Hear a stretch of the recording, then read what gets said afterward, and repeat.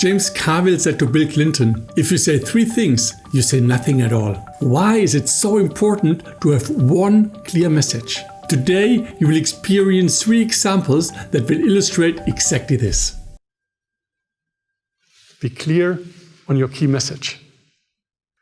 Be clear on your key message, focus, and don't get lost in the jungle of data. Maybe you have wondered, why did Microsoft call its software PowerPoint and not PowerPoints? But so often we don't feel the power and we don't get the point because there are just so many points. James Carville, the advisor of Bill Clinton, said, if we say 3 things, you say nothing at all. And he's right. As a rule of thumb, we cannot retain much more than one single key message. What is your key message? The task of your presentation is not, or the objective is not, to show your audience that you're the expert and you have more information than anyone else. Your task as a speaker is to identify your key message and ensure that this hits home with your audience. You can compare this to nuts. The hardest nut to crack before presentation is the question, what is my key message? What is my most important point? Oftentimes we want to share 5, 6, 7, 8 points so we don't forget anything. 3 steps to crack this nut. First, your key message should be concise, crisp, and appetizing. Therefore, you have to select one single nut out of several potentially relevant ones. And then strip off everything unnecessary.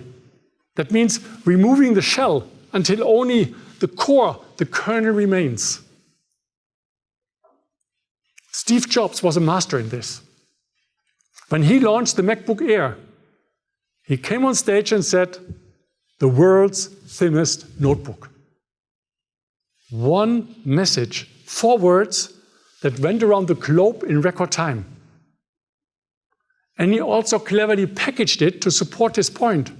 Have a look.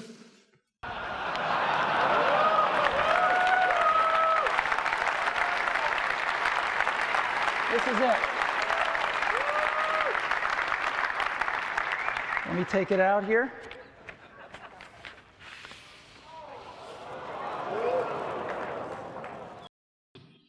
Wow, how powerful. Let me show you a P&G example from my dear colleague Sam Latif. Sam is our global company accessibility leader.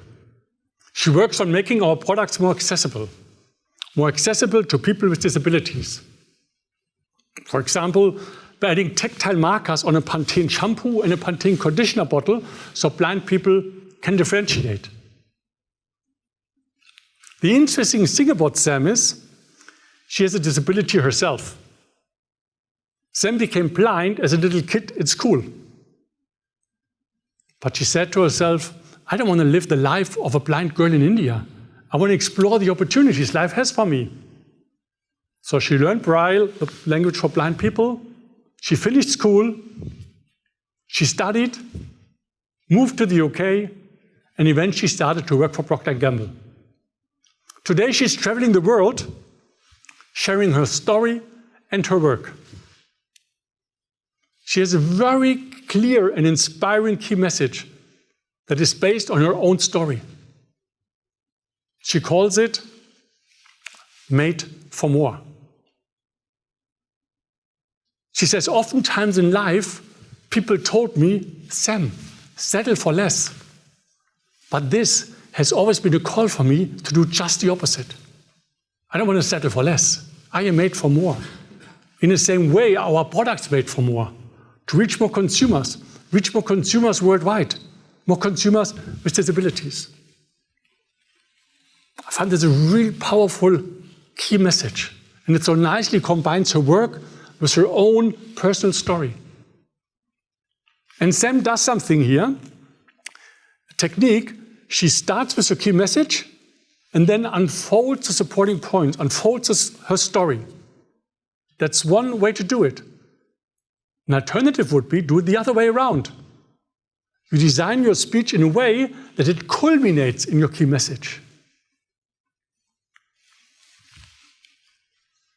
One brilliant example of this is from Roland Provençal, our former sales vice president of Europe. At a gala dinner, he came on stage with this very fancy red suit, giving a goodbye speech to his boss. He talked for 10 minutes or 15 minutes, and at the end he said, "Marilyn, with you, I could show my true colors. With you, I could really be who I am. Thank you for this." Wow, what a powerful key message, and so nicely packaged. As you deliver your next talk, focus on one single key message and ensure that this message hits home with your audience. I am very confident that this will not only make your talk, but yourself memorable.